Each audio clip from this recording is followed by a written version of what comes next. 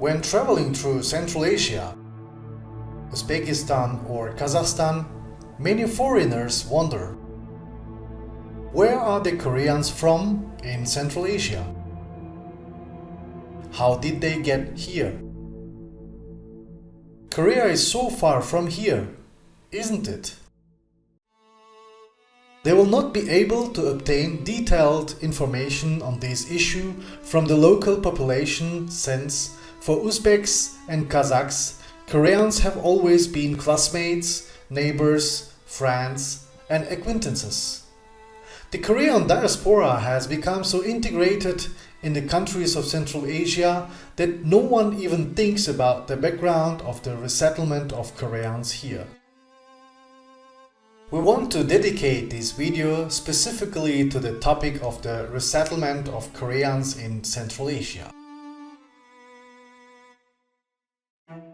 The topic of the deportation of Koreans from the Far East to the USSR was for a long time one of the prohibited topics. There was no access to archival sources. The information was based mainly on the memoirs of people who survived the deportation.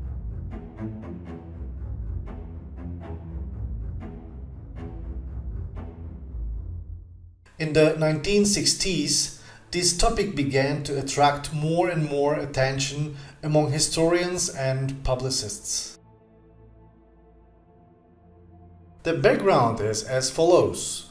Since the late 1920s, the governing bodies of the USSR have planned to resettle Koreans from the border areas of Primary to the Khabarovsk territory. This issue was discussed by the Bolsheviks in 1927, 1930 and 1932. Beginning in 1937, publications appeared in the central press about Japanese subversive activities among the Koreans of Primary and about Korean spies recruited by the Japanese. The newspaper Pravda, dated March 23, 1937, published an article about the detention of a Korean spy by a Korean collective farmer. The Izvestia newspaper published on September 4, 1937, that, according to information from Kim Ik-sen, the chairman of the Border Korean Collective Farm Fight, border guards detained a Korean spy transferred by the Japanese from Manchukuo.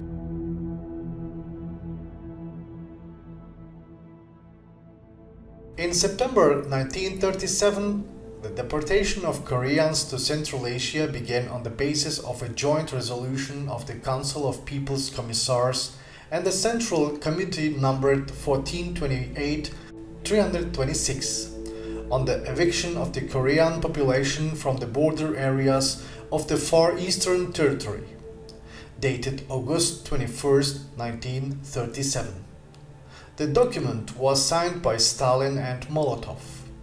More than 170,000 ethnic Koreans were deported from the border areas of the Far East to remote desert and uninhabited areas of Kazakhstan and Uzbekistan.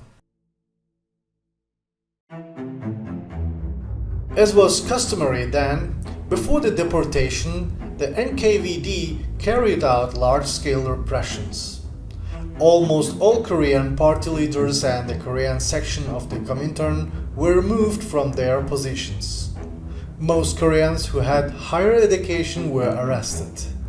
Before the deportation order was adopted, several waves of purges and repressions took place in the Far Eastern Territory, covering all levels of society: party workers, the Red Army, NKVD bodies, intellectuals, and ordinary citizens. The deportation was motivated by the fact that on July 7, 1937, Japanese troops invaded China, and Korea at that time was part of the Japanese Empire. Although no official charges of espionage were brought against the Koreans of the Far East. The Koreans were given a minimum period to collect their belongings. They were loaded into specially prepared wagons. The deportation was carried out on letter trains. One train consisted of an average of 50 passenger cars, one passenger, one ambulance, a kitchen car, 5-6 covered freight cars, and 2 open ones. The people cars were essentially freight cars equipped with bunk beds and a stove. Each carriage carried 25-30 people. The travel time from primary to unloading stations in Uzbekistan and Kazakhstan ranged from 30 to 40 days. Before departure, everyone's passports were confiscated. Each carriage had its own agents. Before World War II, deported Koreans had very limited rights. The resettled Koreans had the status of administrative expulsions. They could only move within Central Asia. But unlike representatives of other peoples deported to the USSR, Koreans had the right to occupy leadership positions and receive higher education. In the early years, Koreans mainly worked on their own collective farms, on specially allocated land, or joint local general purpose collective farms. Documents show that local and central authorities in Central Asia made great efforts to settle the settlers. Koreans were given compensation for property lost in the Far East, but they also received gratuitous assistance in the amount of 3,000 rubles. Deported Koreans were specially provided with building materials, loans, and land suitable for agriculture. Initially, the main occupations of Koreans were rice growing, vegetable growing, and fishing. What is noteworthy is that already in the first year of resettlement, a significant part of the Koreans voluntarily left Kazakhstan for Uzbekistan, where the conditions for traditional farming were better. Korean settlements were scattered over a large territory in Central Asia. Almost all Korean children immediately went to Russian schools after the resettlement. Thus, after 2 generations, the resettled Koreans became Russian-speaking.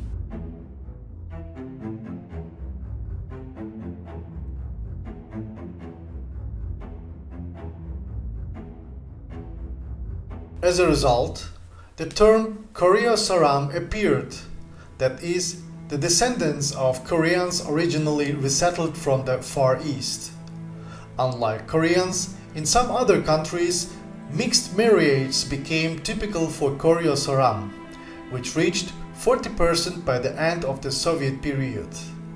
The total number of Russian-speaking Koreans in the world today is estimated to be more than 500,000 people. Due to the large number of mixed marriages, an accurate count of Koryo Saram is difficult. The actual rehabilitation of the Koreans occurred after the death of Stalin in 1953-1955. Then all restrictions on rights were abolished. In the USSR, there was an unspoken ban on their career growth along party lines. They didn't rise above the level of district committee secretary or lieutenant colonel. Although there were also heroes of the Soviet Union among the Koreans.